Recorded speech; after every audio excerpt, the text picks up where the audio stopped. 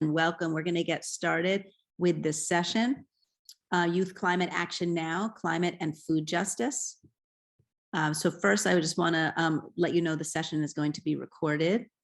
And so you can watch it later or share it. We'll be sharing these recordings. So welcome everyone, and thank you for joining us today. My name is Dinah Mack. I'm the Education Program Manager at Massachusetts Farm to School. If you don't know, Massachusetts Farm to School is an organization that works to strengthen local farms and fisheries and promote healthy communities by increasing local food purchasing and education at schools. Our statewide work focuses on professional development to school staff and others, technical assistance, network building, and advocacy for farm to school policies. Please keep an eye out for future professional development and networking opportunities outside of this week's conference. But right now, I'm very excited to introduce the speaker for this session. Ollie Perrault is a 15-year-old climate activist from East Hampton, Massachusetts. She is a founding member of a new local student-led action committee known as Youth Climate Action Now. Growing up on her family's diverse vegetable farm in Western Massachusetts, Ollie has seen and experienced the effects of climate change for her entire life and has been working to share her experience and to draw attention to these issues. Ollie believes in the power and importance of youth voices and is committed to helping empower a new generation of young people to lead the next steps in the fight against the climate crisis through intersectionality, creativity, and nonviolent direct action. So we're going to hear from Ollie. And while Ollie is speaking, at any time, if you have any questions, please feel free to put them in the chat. We're going to have some time at the end for a Q&A and also like a closing activity with Ollie. All right, Ollie, take it away, and thank you. Thank you so much, everybody. I'm going to share my screen to get us started. Still? Yes. Perfect. Thank you. Okay. So, hello, everyone. Thank you so much for inviting me. I'm so happy to be here. I'm really grateful to be here to talk about the power and importance of youth-led action, and I'm excited to talk about that with you all. So, as Nina said, my name is Ollie Perrault. My pronouns are she, her. I am 15 years old, and I am the director and founder of Youth Climate Action Now. So Youth Climate Action Now is still a fairly new group. We technically launched January of this year. I think it was around New Year's. And there's this quick blurb that we've written up to sort of describe our goals to new members. And I always like to share that at the beginning of these presentations to sort of give everyone a glimpse into how we work. So the blurb goes, "We are a Western Mass-based, movement-driven group with a mission to empower young people to lead the next steps in the fight against the climate crisis through intersectional, creative, nonviolent direct action." So the main goal of YCAN is to amplify the powerful perspective that young people bring to the table. Our generation has quite literally grown up in the climate crisis. And for young people today, there was never a time when we weren't aware of these issues or when we weren't worried about the future of our planet and the future of generations to come. Our generation has spent our entire lives fighting for our right to a livable future. And that has given us an incredibly important and powerful perspective. Every young person today has their own unique story to share of the impacts of climate change. And YCAN's mission is to unite these perspectives and to ensure that we are having an inclusive, intersectional conversation about how to think bigger and how to take direct action and what the role of young people is in combating this crisis. So this is truly youth-led climate action for youth by youth. And YCAN is calling for a system change. We need a system change and we need it now. We understand that we need to start thinking bigger than sustainable solutions and everyday action items. Reduce, reuse, recycle isn't enough anymore, and we need real change and we need it now. And who better to fight for that change than the very generation that will be inheriting the legacy of those systems? So what does a system change actually look like? What does that mean when I say system change? So a system change looks like fighting for the rights of marginalized communities by ensuring that everyone affected by this crisis has every basic human right. It looks like divesting from the fossil fuel industry and investing in renewable energy and sustainable green solutions. A system change looks like passing bills that would help land conservation, sustainable agriculture, supporting EJ communities, and incorporating climate education and climate science into our school curriculums. A system change looks like the people in power stop making false promises and start working to fulfill their commitments to their communities. And a social change looks like young people all over the world rising up to disrupt that system and say that this cycle of destruction and pollution has gone on for far too long. And that is exactly what YCAN plans to do. That's our overall goal, and spark this system change. So the question is, how are we actually going to do this? How are we going to spark that change, and what are we going to do to move forward? And the answer to that question, it might seem like a big question, but the answer is very simple, and that is to let young people work their magic. The mission of YCAN is to provide a platform for young people to be loud, to provide a space for young people to let others know that we are angry with our leaders' response to this crisis. We are angry that there are still so many people out there ignoring the science, and we are demanding action now before it is too late. This is a space for us each to use our unique creative voices to make a ruckus and to disrupt the system, and of course feel safe and accepted while doing so. So to start today's conversation, I want to talk a little bit about my own experience of these impacts out here in Western Massachusetts. A major aspect of our work is to encourage young people to share their climate stories. And by sharing our experience, we are working to recognize that climate change is impacting us all. Throughout the media coverage of this crisis and the way we go about talking about these issues, there always seems to have been this mindset of distance. People tend to view climate change as this distant concern for future years, or they just see it as a bunch of statistics about melting ice caps in Antarctica. And how does that relate to us out here in Massachusetts? For many people, especially in Massachusetts, these impacts may feel very far away and very big. But in reality, climate change is in the details. Climate change is a here and now issue. It's in our backyards, it's in our farm fields, it's in our polluted atmosphere, and it's in the very air we breathe. Not only is it affecting our weather patterns, but by extension, it is also affecting our food systems and our access to healthy produce. It's disrupting our mental health, and it's putting our future at risk. It's affecting real people in real places, and it's important for us each to share our side to this story, to broaden the perspective that's presented.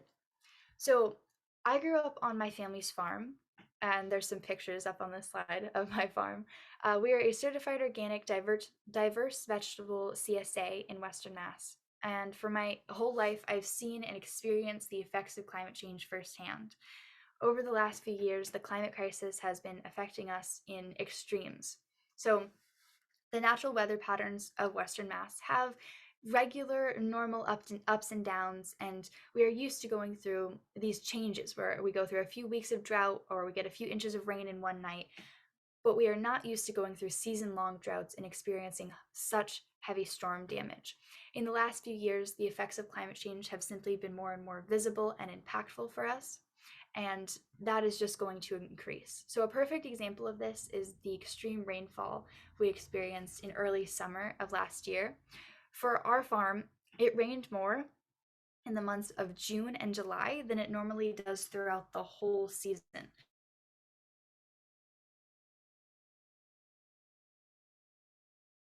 Has this joke that putting a metal roof on a farmer's house is the biggest mistake you can make for that farmer. And I didn't really understand this joke until last summer when I woke up in the middle of the night to the sound of rain on the metal roof of my house. And it was so loud. It was like a million little alarm clocks pinging off my roof. And I just remember lying there, staring up at the ceiling and feeling like all of those wildfires and all those floods and all those melting ice caps that I heard about all my life on the news, that all feels a lot closer to us now. So I think we got something like 16 inches in the first few weeks of harvesting in spring of 2021. And I stayed up every night listening to that sound, the sound of every single droplet pinging off the roof of my house. And those rainstorms were not only incredibly difficult to manage in the fields, but they were also put our crops at risk of flooding and left our curcubits vulnerable to Phytophthora, which is a dangerous disease that is easily spread through water molecules. And that spring has been imprinted on my memory as the first time I really understood that I need to act now, or else these effects are only going to get worse, and we're going to have to continue to adapt to these extremes and more extremes. So For a while, I think that my family saw these impacts as simply the daily struggles of managing risk and managing unpredictability as farmers. But it has become increasingly clear that climate change is having an undeniable direct impact in Western Massachusetts. Uh, if there's one thing that I want you all to take away from this workshop today, is it's that the climate change is at our doorstep, and do with that information what you will. Learned, I recognized that fact, and I took that, and I became determined to ensure that there was still hope for the future of my family's farm and the future of my peers. And as I got more and more involved as a teenager, I was also getting more and more frustrated with how people were addressing this crisis, simply because there are still so many people out there who aren't treating it like it's a crisis. And even to me, at that young age, I saw the answer as clear as day, and I thought it was so obvious. This is my future we are talking about, and we need to be taking direct, immediate action to save it. So I was searching and searching for an answer, and I was looking for a solution to this issue. And I was also sort of looking for a reason why our world leaders were, instead of taking direct action, simply making more false promises and making more excuses as to why we should be addressing other issues first. And I came to realize through my research and through my experience that we actually already have the answer to this problem. We already have the solutions, and we already have the technology to go about implementing these solutions. The ideas of renewable energy and carbon sequestration and eliminating fossil fuels are not new concepts to us, and they weren't new concepts to me in middle school when I first got involved. We already have the solutions, and now the question is, are we implementing them fast enough? Are we taking direct action to combat this crisis, to tip the scales, and to set our climate off of its current trajectory? And as a young person in this evolving conversation, it can sometimes feel pretty overwhelming because there are still so many deniers and so many people who, faced with the question, are you taking direct action, would have to say no. But instead of shrinking down into these fears, and instead of believing that we were too small to make a difference, my peers began leading the way. Because we're young people, and that's what we do best. In the words of Xochitl Martinez, we felt as if we had a responsibility to do something about it, and so we did. We got out in the streets, we educated ourselves, we made our voices heard, we organized, we got creative, and we turned that anger into action. So I was 8 years old when, in 2015, we watched 21 young climate activists sue the US government for violating their constitutional rights to a livable future.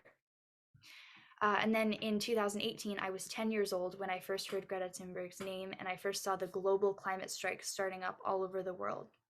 And that was the first time that I felt like I might have a voice in this, that I might actually be able to make a difference on my own. So not only has our generation grown up in the climate crisis, but we've also grown up in a time of monumental direct action and a time of social change that we have been an essential part of starting. And that has given us an incredibly unique perspective, and one that I believe we have a responsibility to share with the rest of the world. So, inspired by this sudden uproar in youth voices, I continued learning about the science of climate change and the role of youth voices and the intersectionality of these many issues. And I started trying to find a way to add my voice and to share my unique perspective from growing up on my family's farm. And I really needed to act. I needed to find a way to make a direct impact as a young person. And as I was working toward this goal, the very first thing I realized was that I couldn't do it on my own. I could only go so far in my own house with my composting plan and my reduce, reuse, recycle.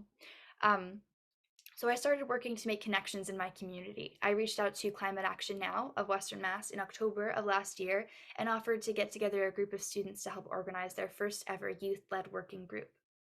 And what has come from those conversations and those countless Zoom calls is the format of Youth Climate Action Now. And I have a couple different roles as the director of YCAN, but my main job is to organize our planning team into action. So a couple different projects we are currently working on right now include a Little Leader Summer Climate Convention for students aged 10 to 12 who are interested in getting involved in direct action. The main mission of this initiative is to provide a platform to inspire and to empower each other to lead the next steps in the fight against the climate crisis. The camp will be completely youth-led, and it's going to be centered around a series of interactive workshops on topics including intersectionality and environmental justice and creative climate action, and as well as climate change solutions, both big and small. And also there's also this theme of leadership training, because we are empowering these students aged 10 to 12 to lead the way, and we're sort of letting each other be inspired by our work. So we're also planning a Youth Climate Summit for June 4th in partnership with Sunrise Amherst. And we are currently planning a workshop for late July in partnership with My Family's Farm for our members to learn more about composting as an environmentally friendly solution to climate change. And in addition to composting, we're also going to be talking about sustainable agriculture and how these issues impact our global food systems, as well as how agriculture and farming can connect a community. Another project we're working on right now is establishing this program that's going to help address these impacts in Springfield, which is an environmental justice community. We're working on a plan to meet with the people in power in the city of Springfield to make our voices heard, let them know our exact demands for direct action, and to outline the issues that young people are prioritizing when it comes to environmental justice. So my other job as the director of YCAN is to empower more young people to get involved and to ensure that we are staying central to our roots of youth empowerment. The main goal of all of our work is to amplify the voices of young people. There will always be something so undeniably moving about seeing a group of high school or middle school students skipping school to go stand out in the streets with their handmade cardboard signs and a megaphone. Because when young people are demanding a system change, that's when you know it's time to fight. That's when you know it's time to act. So with this unique perspective, there are 3 essential tools that young people bring to the table that are going to help move this movement forward toward real systemic change. And those 3 tools are intersectionality, creativity, and collaboration. And I'm going to go in depth onto each of these topics. So we can start with creative climate action. Art has always been and always will be a form of rebellion and a tool to inspire resistance. And in our work so far, YCAN has found that art is an essential aspect of combating climate change in modern day activism, and something that's truly unique to the youth experience. So art can do so many things. It can connect a community behind a shared belief or a shared mission. It can inspire change and spark action. It can help us reach a broader audience by connecting people who might not otherwise have the opportunity or the exposure, or at first glance have anything in common with the cause. And it can also make our message more impactful. I believe art is a truly underused tool when it comes to combating climate change, and might be the most powerful one that young people have in our arsenal today. So from poetry and writing to visual arts and sculpting to photography to music, we believe that art has a beautiful way of opening up the world of activism to a new audience and connecting our communities through activism. As creative young people, we plan to utilize art in all of our work to make our message unique and more powerful. The next topic is the importance of collaboration and the importance of partnerships. So there are already so many incredible groups out there doing essential work in the community to combat this crisis. And the only way we are going to reach our collective goal is to work together and collaborate and communicate our worries and our needs. YCAN has made a commitment to collaborate with at least one other youth-led action group in our community for each action. So the main goal of these partnerships is to amplify a wider range of youth perspectives. We want to make sure that our movement is as intersectional as possible by fostering diversity and by starting conversations around how we can be more inclusive and how we can do better as an organization. So this means we will be partnering with gender equality groups such as Generation Ratify of Amherst, Massachusetts, and queer community groups such as Out Now that are committed to connecting members of the LGBTQ+ community. Environmental education groups such as the Hitchcock Center and Mass Audubon's Youth Climate Leadership Program. Legislative and advocacy groups such as Sunrise, the Massachusetts Youth Climate Coalition, and the Climate Champions Program. Groups fighting for representation of Black, Brown, and Indigenous people in the climate conversation, such as the Springfield Climate Justice Coalition. And we will also be partnering with local farms such as Mountain View Farm and Gardening the Community in East Hampton to sort of connect sustainable agriculture into the conversation as well. And of course, we'll be partnering with a wide range of school environmental clubs to ensure we get a wide range of ages in high school, college, and middle school. And the third topic, the third tool is intersectionality and environmental justice.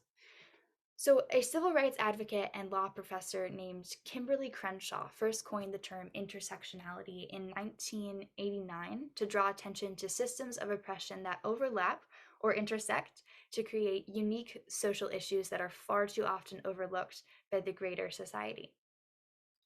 And more recently, the climate action movement has taken up this term and this mission and started applying it to the demographics of how climate change impacts people.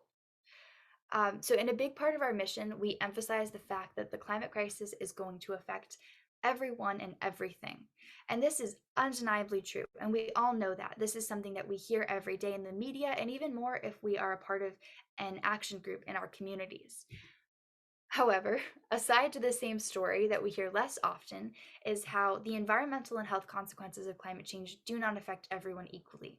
This crisis is disproportionately impacting marginalized communities, and these marginalized groups include members of the LGBTQ plus community who are statistically at a higher risk of being displaced by a climate change disaster, other abled individuals who face stronger societal and political barriers in accessing resources to recover from climate disasters, neighborhoods of lower socioeconomic status who are often placed closer to coal-fired power plants or incinerators and are exposed to higher levels of harmful toxic emissions that can cause health difficulties later on in life. And women are also on the front lines of these impacts. I read recently that 80% of all people that are displaced by climate change are women. So that's 3/4. Communities of color are also disproportionately impacted by the health consequences of climate change, especially Black, Latino, and Indigenous peoples. So the fight for environmental justice works to draw attention to this gap. I like to think of it as the applied version of the intersectional climate narrative. So intersectionality works on our individual minds to help us recognize that everyone has their own unique experience of these issues and their own relationship to oppression and discrimination. And then environmental justice works to ensure that everyone affected by this crisis has every basic human right, including not only access to clean water, clean air, power, and shelter, but also a leading central voice in this fight. How one of my very first climate activism mentors explained this concept to me was that environmental justice means advocating for not only the protection of our planet, but also all of her people. So this essentially means that joining the fight against the climate crisis doesn't just mean combating climate change, it also means fighting for social justice, because this is first and foremost a human rights issue. So those are the three biggest tools that young people have when it comes to calling for a system change: communication and partnership and collaboration, creativity, and the ability to look at the big picture and bring intersectionality into the conversation. So before I wrap up today's workshop and move on to the final part of the presentation, I want to talk about the role that adults play in youth-led action. And I want to directly address any adults here today that are looking for more ways to support the young people in their lives on their journey to finding their voice in this movement. So the biggest thing that any adult has ever done to support our work in YCAN since we launched is to know when to step back and let us young people work our magic. As a young person and the manager of a climate action group, I can tell you that the most important thing for an adult mentor is to understand is that young people already have every tool necessary to make an impact all on their own. They've got it all covered. And if they are passionate about these issues, which they are because they're young people and they're fighting for their future, they know exactly what they're doing. So the main role of an adult is to provide support as needed. And young people will let you know when they need that support and what that support looks like and how they need it distributed throughout the group. So a couple of things to keep in mind might be to constantly encourage communication between the network of adult mentors and the students. So in YCAN, we have regular meetings with both our broader adult mentorship network and our students. So to make sure there's communication, collaboration. You want to also make sure that the students are having regular check-ins around the effect, both positive and negative, that this work might have on their mental health and their mindset toward these impacts. You should just remember that it can be a lot for a group of teenagers to committed to fighting climate activism to always be thinking about these issues. And as much as powerful as activism is for an individual, as empowering as that can feel, it is also a lot to be constantly reminded that this issue is up to our generation to fix. Um, and also make sure that the students know that they can come to you with questions or feedback whenever they need it. Remember that your job is to amplify their message, and that may look very different from group to group, and that role might change or develop over time, but that should always be your main goal. And having the support of an adult can be undeniably helpful. And all you have to do is remember that your job is to help each student recognize that we each have an incredible, unique, powerful voice, and that we can use that voice, that we actually have to use that voice if we want a shot at a livable future. And I'm so thankful for all the adults that are there to support YCAN, who have helped me in my journey on my way to become a climate activist and find my place in this movement as well. I really appreciate their commitment to helping us lead the way. And before I move on to the final part of my presentation, I just want to thank all the adults here today that are looking for more ways to support the students in your life in finding their voice and becoming youth climate activists. So the last slide of my presentation is focused on youth empowerment. And I want to take some time to now directly address the young people here today. As I've said, YCAN's main mission is to empower young people to lead the way. And my goal for this workshop was to do that. I want to make sure that every student listening today is walking away from this presentation with an understanding that we cannot do this without you. We want you to walk away feeling like you have a voice, like you have an entire community of other passionate young climate activists that have your back as you work to find that voice and to share your perspective. We want you to feel like you have a role to play in combating climate change. And we want you to understand that you bring something incredible and powerful and unique to this conversation, and that we need you to join us to help fight for our right to a livable future. We want you to feel empowered to get involved by equipping you with the tools necessary to become a climate activist.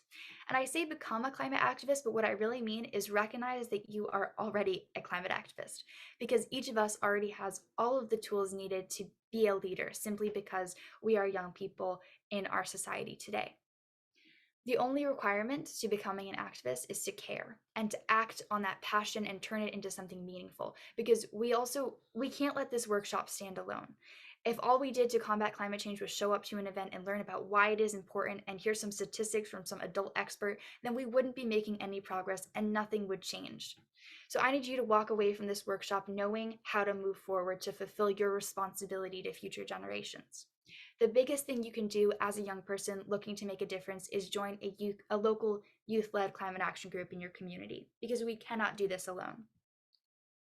We want you to make sure that you know that you are a true climate activist, because growing up in the climate crisis does, of course, take a toll on our mental health.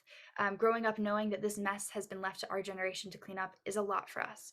And most days we feel impossibly tired in this conversation. We feel exhausted from committing ourselves to fighting for our right to a livable future. Some days we feel scared and overwhelmed by our goals, and other days we feel disappointed in generations that came before us.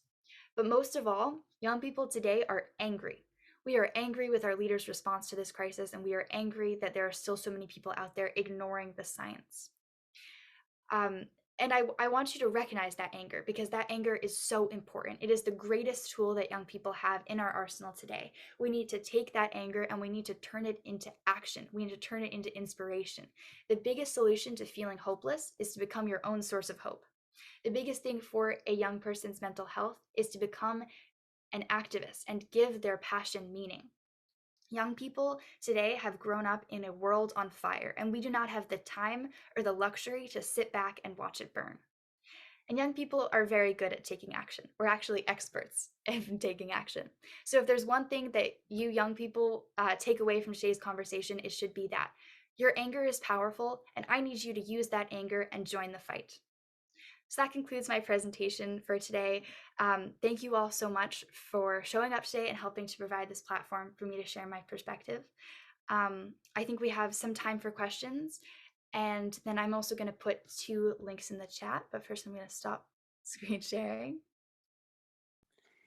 Ollie, thank you Right. so much. So while Ollie puts these links in the chat, if people want to ask any questions, put cameras on, you could also put questions in the chat and or share, your ideas with Ollie.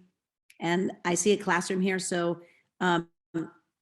Ms. Parrott, if you have questions from your students and you want to like deliver them and put them in the chat, or I don't know, or just speak for them, or have a student come up to your computer, that would be great too. They're welcome to do that.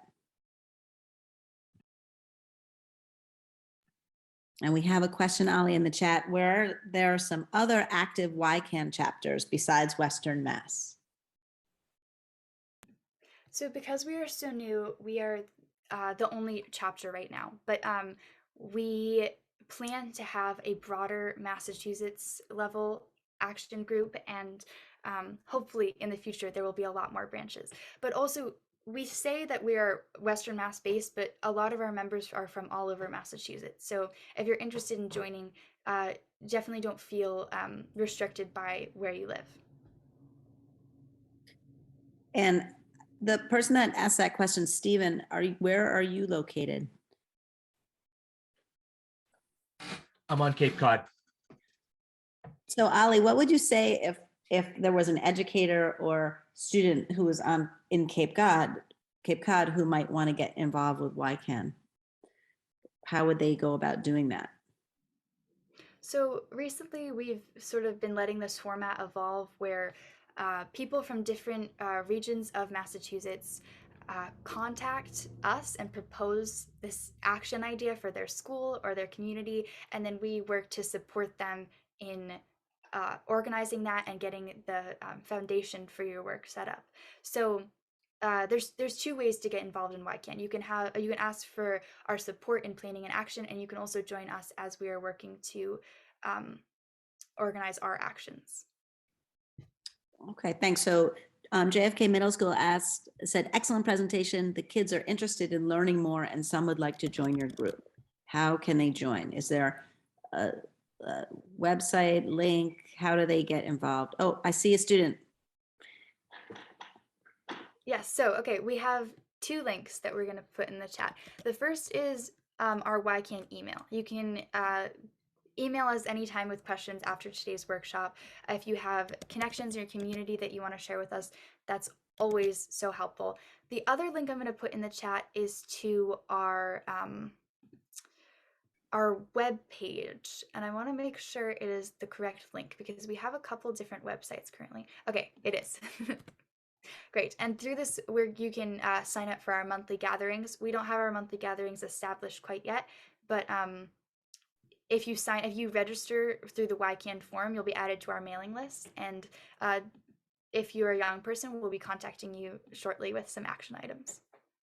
Great. And then I see a hand up in the JFK Middle School box. Hi. My name's Dylan Weeks. I go to JFK Middle School. As you can see in the thing. Thank you for presenting, by the way. What do you think the most important action we can do to help with the climate in the Pioneer Valley is? That's a really good question.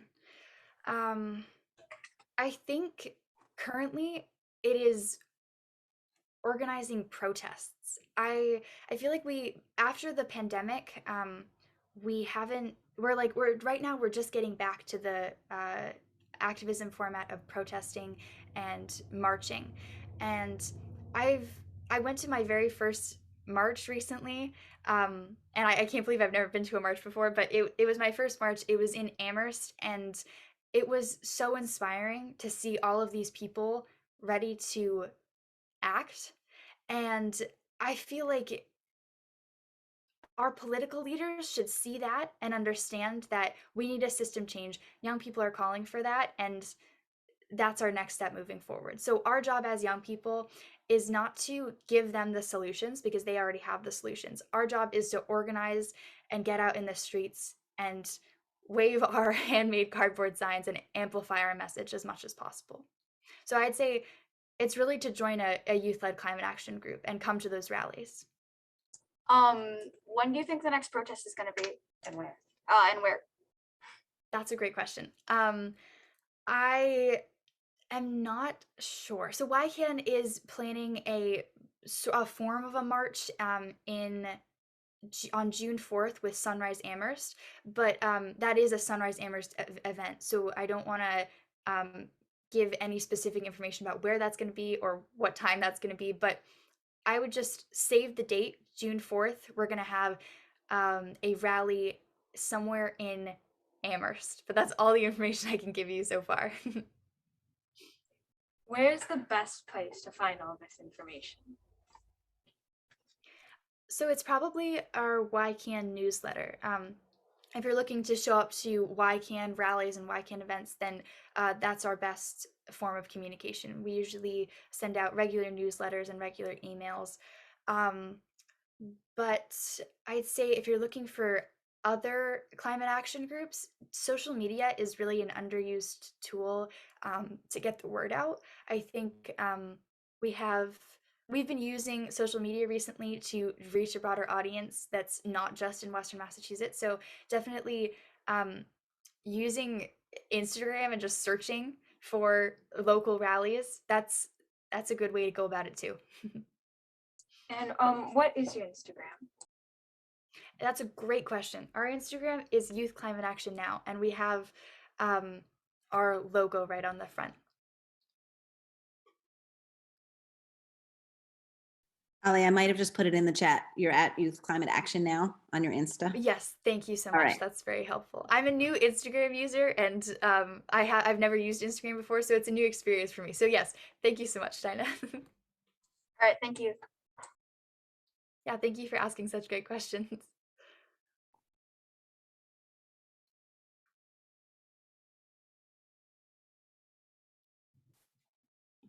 Are there any other questions from the audience? I have a question kind of related to that. Thank you so much for this presentation. It was, I'm amazed by everything you guys have already done and your plans and incredible organizing. And you touched on this a little bit of kind of how in the pandemic that's maybe changed what activism has looked like. And I'm wondering if you can talk a little bit about the folks who are already members of YCAN, like how did they hear about it? How are people learning and coming to join the group? Yeah, so when it comes to the impact that the pandemic has had on the climate conversation, I think that in a strange way, it's had a positive impact because it's shown just how connected our community is. We have we had this virus across the world from us, and it completely changed the way that we live here in Western Massachusetts. And the fact that we recognize that everyone is connected, and I think that in the long run, that's going to have a positive connection for the climate conversation because it's going to connect us more. How people get involved in YCAN, I think for right now, it's just been by chance mostly. So Liv is in this meeting somewhere, and I met them at a rally in the pouring rain in the middle of a thunderstorm, and we were like trying to hold our signs down and hold these tents down, and we just got into this conversation about how to recruit more people from Springfield. And now YCAN is our Liv is our Springfield representative on YCAN, and that was just completely by chance. So I think a lot of it is, yeah, just coincidence. We just run into each other. Young people have this amazing way of just finding each other. And yeah, we're both activists, and that's what we wanted to focus on. I have a question if I could take some time. So Ollie, first off, I'm just so inspired by your work. This was a fabulous presentation, and I wanted to see if I could get your insight about something that we've been working on here in Lowell. So you may know that every 8th grader has to do an action civics project in the state of Massachusetts, and also every high schooler has to have that experience. So we just went through that experience here at Lowell Public Schools. So every classroom comes up with an issue that they're concerned about, and they research the root causes of the issue. speak to local change makers about policy changes that they'd like to see. And then they present at it's kind of like a science fair, but it's for civics. And so I was really expecting that our middle and high schoolers would choose climate change as the issue that they're concerned about, but none of them did. Which, so this is sort of leading to my question for you. If you have any insight about why maybe, I don't know if it has to do with that we're an urban district, many of the issues they were worried about were things like mental health and homelessness, teen vaping, but nobody was concerned about climate change. And I don't want to draw false conclusions. I don't know if it just feels like too big of an issue that it doesn't feel local, or if they don't feel that they are empowered to make a difference with that. So I would love to hear, your insights, and maybe Liv, you as well, if you have any ideas about maybe how I can encourage more students to become activists about climate change. Yeah, so I think that young people today really recognize that fighting against the climate crisis, it doesn't just mean fighting against the climate crisis. It's a social justice issue. So I think that it could be seen as them looking at big picture issues that are not climate change is their form of fighting against climate change, because they see how everything is connected, and they see how this is an environmental justice issue, and that's a social justice issue.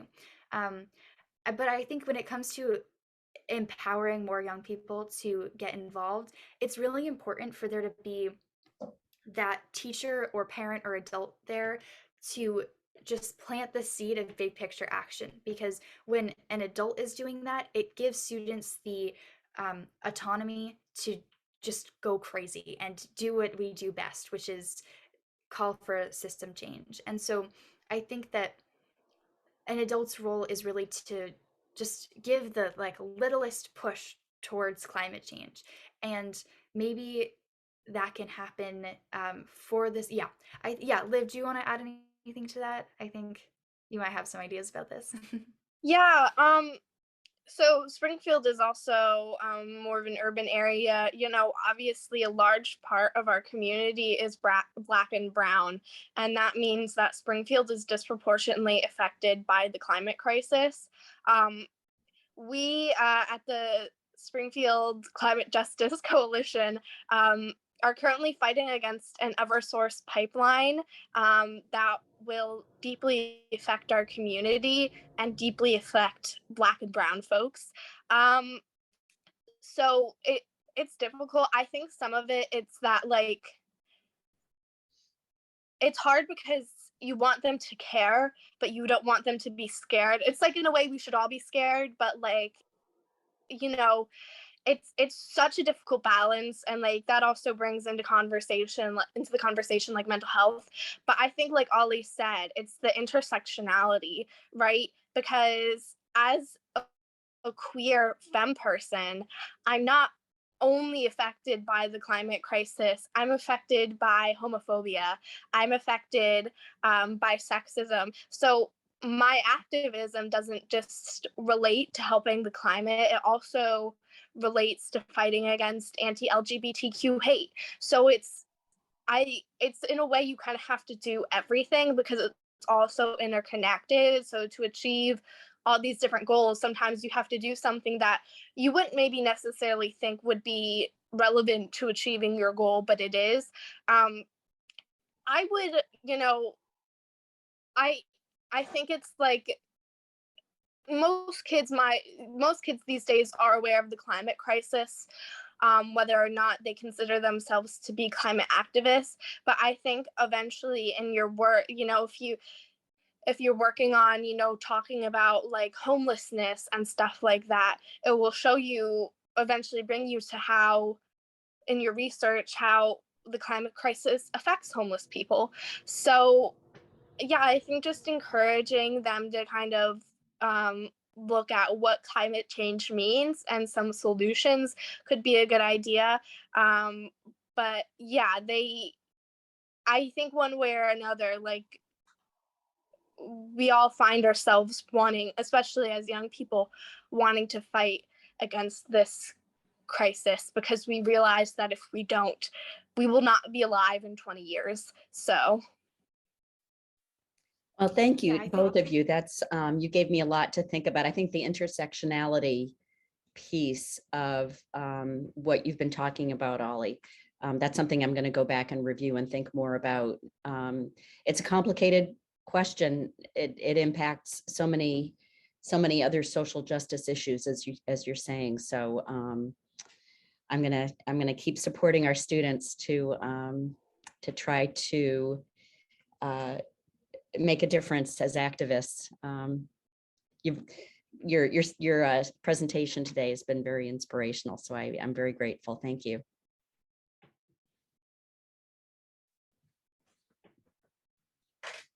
Ollie, have members of YCAN ever considered doing assemblies for schools? And, you know, offering that as an option to teach students in other schools the issues? Yeah, we are very involved in our local schools. We have a great partnership with the PVPA Sustainability Club and the Northampton High School Environmental Club. And right now, the NHS Environmental Club is proposing this idea of a school-wide strike and walkout. And I think that's a great idea. I think it's going to empower the students to think bigger, especially since this idea is coming from an adult teacher. Um, so yes, we're going to be a part of organizing those events and supporting the students in that in making the signs and figuring out what they're actually asking. So yeah, we're very involved in schools, and we've also done some educational webinars recently for the NHS students. We had a youth empowerment workshop recently where we just met with local students and told them to get involved in YCAN. Great. And Tanya, you have your hand up. Thanks, Dinah. Great presentation, Ollie, and Liv. Thanks also for your comments. Really appreciated hearing from both of you. Curious, you mentioned that you have an upcoming meeting with some Springfield leaders, and I'm curious if it's city government officials, other community leaders, state reps. Are there some specific asks that you have for them in terms of things that you think could make a difference? Just curious who you're meeting with and what you hope to ask of them. Right. So this is very much a question for Liv because they are our representative for Springfield. But before I'm going to pass it to Liv, I just want to say we have this goal with the SCJC, which is the Springfield Climate Justice Coalition, to gather a group of passionate students in Springfield who care about all of these issues intersectionally and really want to focus on environmental justice. And then we're going to start an interactive conversation about the role that young people have to play in combating those issues. And then we were going to bring that conversation to our political leaders to say exactly what we are asking. We don't know what we're asking yet. We're going to figure it out through these interactive conversations. Yeah, Liv, you can add on to that. great. So the Springfield Climate Justice Coalition is a coalition of a lot of different groups, whether they be climate action groups. I know there are some faith-based groups. So we're just a bunch of groups that are focused on helping Springfield against the climate crisis, and a bunch of leaders. Currently, they don't have many youth leaders, and I believe I will be one of the first representatives on it, which is always exciting. So currently, we're fighting against the Eversource pipeline. That's kind of become our main priority. So this pipeline will go through Springfield and Longmeadow, and it will negatively impact not only the environment, but the citizens of Springfield. Springfield is already at a higher rate for respiratory illness, and the pollutants this will put into the air will not be good at all. So we're currently fighting against that. So Eversource has really been moving forward this week with kind of filing their official plans. And, you know, we don't necessarily know if an environmental impact report is going to be done, which it should be. So our goal right now is to file complaints against the pipeline, official complaints. And we're also talking about how, you know, this is a conversation Ollie and I have been having a lot recently, where instead of putting the kind of putting the pressure on citizens of Springfield to solve the climate crisis, you know, these poor, impoverished citizens that we want to help, we kind of realize they didn't cause the climate crisis. They're oppressors in the system of oppression did. So what we're really wanting to focus on at YCAN more and more is to kind of pressure elected officials to kind of have a discussion with them, to kind of make some change, because again, you know, regular everyday citizens should not be the people to fix this. It is not their responsibility. So we really want to kind of start having more conversations. We do have some connections with local government in Springfield, such as city councilors and the mayor. So we're really going to start having those conversations going forward. So yeah, that's kind of where we're at. Thanks so much. Yeah. I live in Weymouth, Massachusetts, where we've also been fighting a compressor station. So I very much understand the battle that you're in and really commend you for being involved, especially now. And I think hearing the young people's voices is going to be so important in that conversation. So I wish you a lot of luck with all of that. Thanks, Tanya. So we're just at the closing time of this session. Are there any other burning questions before we head out? Ollie, I was just curious, this Little Leaders Summer Climate Convention camp that you spoke about sounds incredible. How do people find out about that for their kids? Right, yeah, that's a really good question. We're right now working on establishing an Eventbrite page, but because we're partnering with so many different organizations on this, we have to go by all of their regulations at once. And so that's going to be a process getting that established. But if you go sign, so I put the link in the chat for our registration page on our website, and I'm going to put it in there again. And everyone should go fill that out. And if you fill that out, you'll be added to our mailing list, and more information will be coming about the camp as soon as possible. Great. Well, thank you. There's also a brief session evaluation of people who are here. Wouldn't mind filling that out. And this session is recorded, so we'll have this recording available for people to share with people who weren't here, or to send out and amplify the work of YCAN even more. So thank you so much, Ollie. Thank you so much, Liv, for joining us today and sharing your message and your passion and your power with us. And we will definitely be in touch, and we would love to just support you in any way you need in this work you're doing. Thank you so much, everyone. Thank you. Thank you. That was amazing.